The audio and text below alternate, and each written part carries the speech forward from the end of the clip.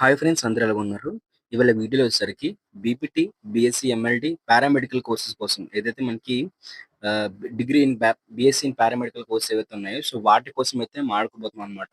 అసల కౌన్సెలింగ్ ఎప్పుడు స్టార్ట్ అవుతుంది? సో ఎవరు ఎలిజిబుల్ అవుతారు? దీంతో పాటే ఎంత ఏజ్ ఉండాలి? సో మనకి ఇంపార్టెంట్ డాక్యుమెంట్స్ ఏం కావాలని చెప్పేసి కంప్లీట్‌గా అయితే ఇన్ఫర్మేషన్ అయితే ఇవ్వబోతున్నాను. అయితే మనకి పారామెడికల్ కౌన్సెలింగ్ సంబంధించి మనకి మాట్లాడే ఒకే ఒక ఛానల్ మనదే అనమాట. సో మొత్తం పారామెడికల్ కౌన్సెలింగ్ సంబంధించి A to Z complete information అయితే మన యూట్యూబ్ ఛానల్ అయితే అవైలబుల్ అయితే ఉంటుంది. సో మీకు కౌన్సెలింగ్ స్టార్ట్ అయినప్పటి నుంచి కూడా మీకు కౌన్సెలింగ్ అంటే last phase of counselling end అయినప్పటి వరకు కూడా మొత్తం ఇన్ఫర్మేషన్ అయితే మన ఛానల్ ఇస్తామన్నమాట. సో అందరూ కూడా ప్లీజ్ సబ్స్క్రైబ్ చేసుకోండి. సబ్స్క్రైబ్ చేసుకొని పక్కనే కనిపిస్తున్న గంట సింబల్ క్లిక్ చేసి బెల్ నోటిఫికేషన్ అయితే ఆల్ అయితే పెట్టుకోండి. దాంతో పాటే సో మీ అందరూ కూడా మన టెలిగ్రామ్ ఇంకా వాట్సాప్ ఛానల్‌లో లేటెస్ట్ అప్డేట్స్ కోసం జాయిన్ అయితే అయిపోండి ఫ్రెండ్స్. సో అయితే అందరూ కూడా వీడియోని లైక్ చేయండి. లైక్ చేసి స్టార్ట్ అయితే చేయండి. సో మొత్తం నోటిఫికేషన్ అయితే అప్లై మనం చూద్దాం ఒకసారి. అయితే ఇది ఫ్రెండ్స్ మనకి పారామెడికల్ కౌన్సెలింగ్ సంబంధించి సో మనకి ప్రీవియస్ నోటిఫికేషన్ అన్నమాట. సో దీన్ని బేస్ చేసుకొని మీకు మొత్తం ఇంపార్టెంట్ డాక్యుమెంట్స్ ఏం కావాలి? సో ఎలిజిబిలిటీస్ ఏంటి? సో ఎవరెవరు ఏ విధంగా అయితే మనకి అప్లికేషన్ చేసుకోవాలి? సో మనకి కౌన్సెలింగ్ ప్రాసెస్ ఏ విధంగా ఉంటుందని చెప్పేసి మొత్తం ఇన్ఫర్మేషన్ అయితే ఇస్తానన్నమాట. సో మొత్తం కూడా వీడియో చివరి వరకు చూసినట్లయితే మీకు క్లారిటీగా అర్థమైతే అవుతుంది. అయితే మనకి ఇంటర్మీడియేట్ అయిపోయిన తర్వాత పారామెడికల్ కౌన్సెలింగ్ డేట్ స్టార్ట్ అయ్యేలోపు మనకి చాలా టైం అయితే ఉంటుందన్నమాట.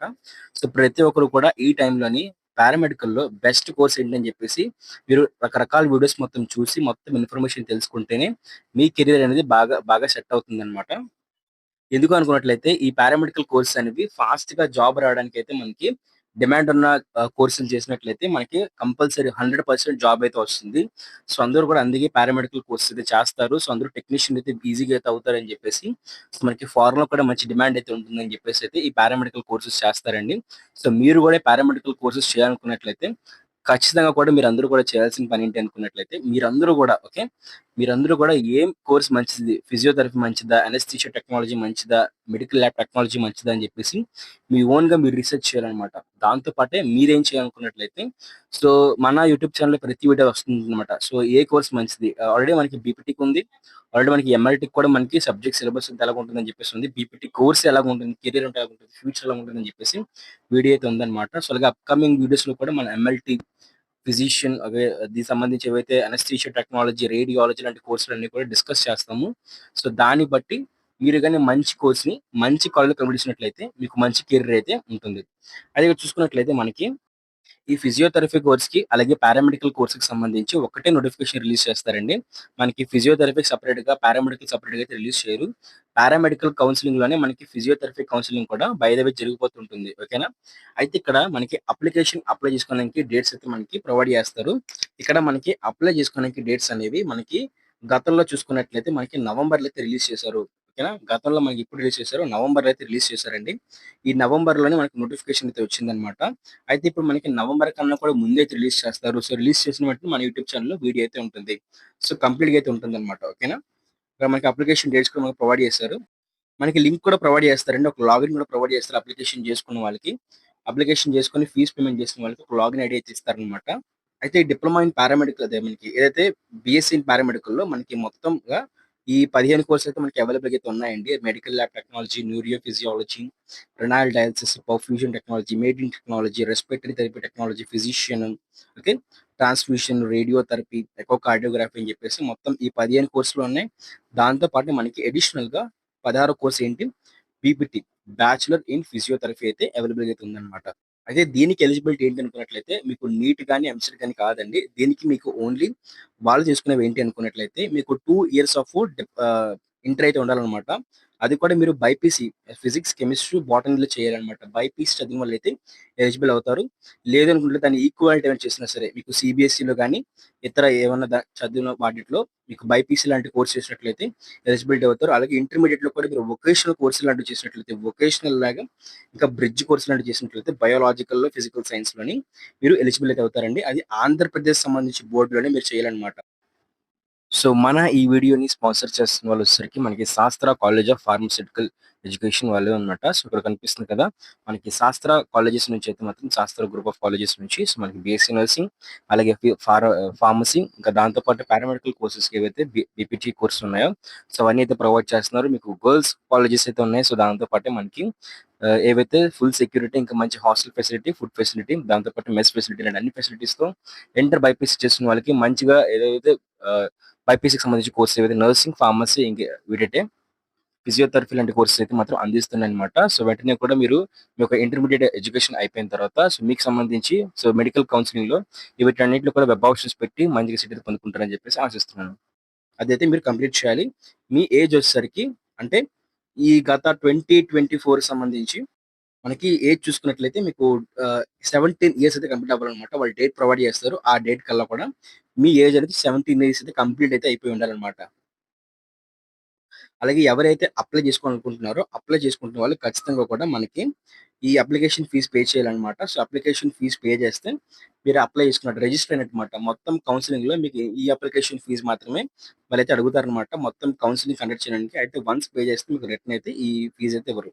అయితే ఎవరైతే కౌన్సెలింగ్‌కి అప్లై చేయాలనుకుంటున్నారో, సో, వాళ్ళందరూ కూడా ఈ డాక్యుమెంట్స్ అయితే రెడీ చేసుకోండి. అయితే ఇవన్నీ కూడా మనకి కంప్లీట్‌లీ కూడా మార్క్స్ బేస్ అన్నమాట. సో, మీకు ఎలాంటి ఎంసెట్ కండక్ట్ చేయరు కాబట్టి, మీ ఇంటర్మీడియేట్‌లో ఎన్ని మార్కులైతే వస్తాయో, సో, వాటిని బేస్ చేసుకొని మనకి కౌన్సెలింగ్ కండక్ట్ చేస్తారు. అయితే మీకు ఇంటర్మీడియేట్‌లో ఎన్ని మార్కులొచ్చాయి, మీరు ఏ కోర్స్ చేద్దాం అనుకుంటున్నారో కూడా కామెంట్ చేయండి. అలాగే ఏ కోర్స్‌ని ఏ కాలేజ్ చేద్దాం అనుకుంటున్నారు. ఓకేనా?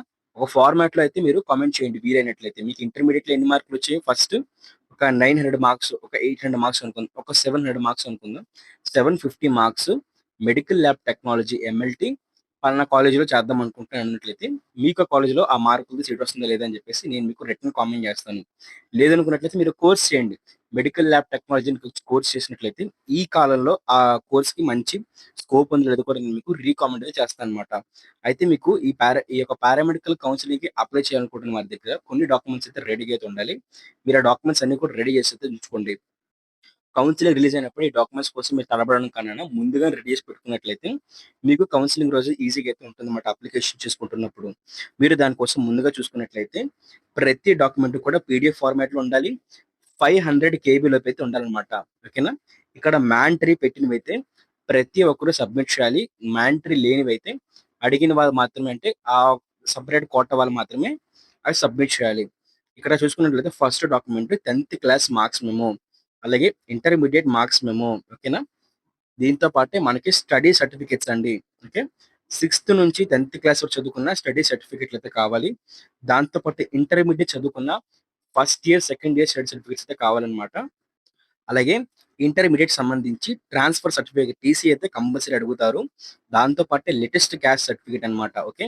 అంటే మీరు బీసీ గాని, ఎస్సీ గాని, ఎస్టీ గాని అయినట్లయితే మీ లేటెస్ట్ క్యాస్ట్ సర్టిఫికేట్ కావాలి. ఒకవేళ మీరు ఈడబ్ల్యూఎస్ అయినట్లయితే మీ మీ లేటెస్ట్ ఈడబ్ల్యూఎస్ సర్టిఫికేట్ కావాలన్నమాట. అన్నీ కూడా 2025 అయితే ఉండాలి. సో, మీరు ఓకేనా?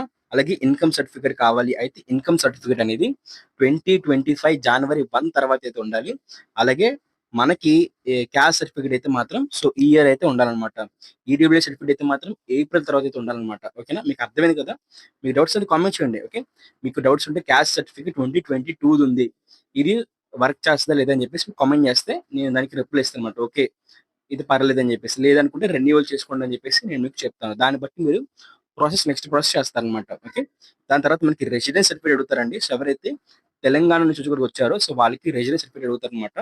తెలంగాణనే కాదు మీరు అదర్ స్టేట్స్ ఎవరైతే చదువుకుంటున్నారో, అదర్ స్టేట్‌లో ఎవరైతే ఉన్నారో వాళ్ళక్కడ పారామెడికల్ చేద్దాం అనుకున్నట్లయితే రెసిడెన్స్ సర్టిఫికేట్ అయితే సబ్మిట్ చేయాలి. దాంతో పాటే ఎంప్లాయ్‌మెంట్ సర్టిఫికేట్ అన్నమాట. సో, ఎవరైతే పేరెంట్స్ అంటే ఇతర రాష్ట్రాల నుంచి వచ్చి ఎంప్లాయ్‌మెంట్ వర్క్ కోసం central government job, state government job కోసం వచ్చారో ట్రాన్స్‌ఫర్‌ల వల్ల వాళ్ళ ఎంప్లాయ్‌మెంట్ సర్టిఫికేట్ అనేది సబ్మిట్ చేయాలన్నమాట. వాళ్ళ పేరెంట్స్ ఎంప్లాయ్‌మెంట్ సర్టిఫికేట్ అని. ప్రతి ఒక్కరు కూడా ఆధార్ కార్డ్‌నైతే అప్‌లోడ్ చేయాలండి. ఆధార్ కార్డ్‌లోని 10థ్ క్లాస్ మార్క్స్ అయితే మీ నేమ్ అయితే కరెక్ట్‌గా అయితే ఉండాలన్నమాట. అలాగే మైనారిటీ సర్టిఫికేట్ క్రిస్టియన్స్ గాని, ముస్లిమ్స్ గాని మైనారిటీ సర్టిఫికేట్ సబ్మిట్ చేయాలన్నమాట. ఒకవేళ మీరు రిజిస్టర్డ్ మైనారిటీకి చెందినవైనట్టయితే మీకు హిందూస్ అనే ఉంటే పర్లేదు వదిలేయండి. ఓకే. అలాగే పర్సన్ విత్ డిసేబిలిటీ కనిసి ఎవరైనా అంగవైకల్యం ఉన్నట్లయితే పర్సన్ విత్ డిసేబిలిటీ వాళ్ళైతే సర్టిఫికేట్ సబ్మిట్ చేయాలండి. అలాగే ఇంకా ఓకే. ఇది కూడా మైగ్రేట్ అయిన వాళ్ళైతే సబ్మిట్ చేస్తారనమాట. అయితే ఒక ఫోటో ఓకే. ప్రీవియస్‌గా 3 మంత్స్ లోపు తీసుకున్న ఒక పాస్‌పోర్ట్ సైజ్ ఫోటోనైతే మీరు రెడీ చేసి పెట్టుకోండి. ఓకే. అది కూడా జేపీఈజీ లేకపోతే జేపీఈజీ ఫార్మాట్‌లో 100 కేబీ లోపు అయితే ఉండాలి. ఫోటో తీసుకోండి. 8 ఫోటోలు తీసుకోండి. ఆ ఒక ఫోటో ఇమేజ్ అనేది మీ వాట్సాప్ చేసుకొని రెడీగా అయితే ఉంచుకోండి. అలాగే మీ సిగ్నేచర్ కూడా అడుగుతారనమాట. అయితే ఇప్పుడు నేను చెప్పిన డాక్యుమెంట్స్ అనేది మీరు స్కాన్ చేసి రెడీగా పీడీఎఫ్ రూపంలో ఉంచుకోవాలి. అలాగే జిరాక్స్‌లు కూడా 3, 7 సెట్‌లయితే ఉంచుకోవాలనమాట. సో, అప్పుడు మీకవి యూజ్‌ఫుల్ అయితే అవుతాయి. సో, కౌన్సెలింగ్ స్టార్ట్ అయినప్పుడు ఈ పీడీఎఫ్‌లే మీరు అప్‌లోడ్ చేయాలండి. అయితే ఒక్క పీడీఎఫ్‌లోని చిన్న నేమ్స్ మిస్టేక్ ఉన్న పీడీఎఫ్స్‌లోని నేమ్స్ గాని, నంబర్స్ గాని బ్లర్‌గా ఉన్నా సరే వాళ్ళు రిజెక్ట్ కొడతారు మీ అప్లికేషన్‌ని. అప్పుడు మీరు కౌన్సెలింగ్‌లో మీరు ఇంకా అప్లై అయితే చేసుకోలేరు. మీ అప్లికేషన్ పెండింగ్‌లో ఉండిపోతుంది. లేదంటే కంప్లీట్‌గా రిజెక్ట్ అయిపోయి కౌన్సెలింగ్ నుంచి మీరు రిమూవ్ అయితే అయిపోతారనమాట. సో, ఇప్పటి నుంచి డాక్యుమెంట్స్ అన్నిట్లో కూడా మీ నేము, మీ ఫాదర్ నేమ్, మీ డేట్ ఆఫ్ బర్త్ ఇంకా అన్ని డీటెయిల్స్ కూడా అన్నీ కరెక్ట్‌గా సేమ్ ఉండేలా చూసుకోండి. దాంతో పాటు ప్రతి అప్లికేషన్ కూడా, ప్రతి డాక్యుమెంట్ కూడా నీట్‌గా స్కాన్ అయ్యి మీ దగ్గర రెడీగా అయితే ఉంచుకోండి. ఎందుకంటే మనకి వన్స్ ఈ కాలేజ్‌లో సీట్ వచ్చిన తర్వాత వాళ్ళు డాక్యుమెంట్స్ తీసుకుంటారు. సో, దానివల్ల మీ దగ్గర స్కానర్డ్ కాపీస్ అనేసి ఉంటాయని జెప్పేసి. అయితే ఈ పారామెడికల్ కౌన్సెలింగ్ ఏదైతే ఉందో సో, బీపీటీ గాని, లేకపోతే బీఎస్సీ పారామెడికల్ కౌన్సెలింగ్‌కి సంబంధించి అయితే ఇన్ఫర్మేషన్ అంతా కూడా మనకు provide చేసేవారొచ్చేసరికి doctor NTR university వారనమాట. So, వీళ్ళే ఈ పారామెడికల్ కౌన్సెలింగ్‌ని కండక్ట్ చేస్తారు. సో, వీళ్ళే మనకి ఆంధ్రప్రదేశ్ గవర్నమెంట్ తరపు నుంచి మనకి పారామెడికల్ కౌన్సెలింగ్ కండక్ట్ చేసి సో, ప్రతి ఒక్కరికి కూడానా సీట్‌లొచ్చే విధంగా అయితే చేస్తారనమాట. సో, మీరు ఈ యొక్క లింక్ అనేది మీకు డిస్క్రిప్షన్ ప్రొవైడ్ చేస్తానండి. ఈ వెబ్‌సైట్‌లోనే మనకి పారామెడికల్ కౌన్సెలింగ్‌కి సంబంధించి లేటెస్ట్ అప్డేట్స్ అన్ని కూడా వస్తాయి. సో, మీరు ఈ వెబ్‌సైట్‌తో పాటు మీరేం చేయాలనుకున్నట్లయితే మన ఛానెల్ కూడా ఖచ్చితంగా సబ్స్క్రైబ్ చేసుకొని పక్కనే కనిపిస్తున్న బెల్ నోటిఫికేషన్ క్లిక్ చేసి ఆల్‌లో పెట్టుకోండి. పారామెడికల్ కౌన్సిలింగ్‌కి సంబంధించి ఎలాంటి లేటెస్ట్ అప్డేట్ వచ్చినా సరే మీకు నేను నోటిఫికేషన్ రూపంలో అయితే మన ఛానెల్ సబ్స్క్రైబ్ చేసి పెట్టుకోవడం వల్ల నోటిఫికేషన్ రూపంలో మీ ఫోన్‌కైతే వస్తుంది. సో, అలాగే మనకి టెలిగ్రామ్ ఛానెల్ ఉంది. అలాగే మనకి వాట్సాప్ ఛానెల్ కూడా అయితే అవైలబుల్‌గా ఉందన్నమాట. సో, అందరూ కూడా వెంటనే వెళ్లి మన టెలిగ్రామ్ ఛానెల్‌ని అలాగే మన వాట్సాప్ ఛానెల్ అయితే వెంటనే వెళ్లి జాయిన్ అయితే అయిపోండి. Thank you friends.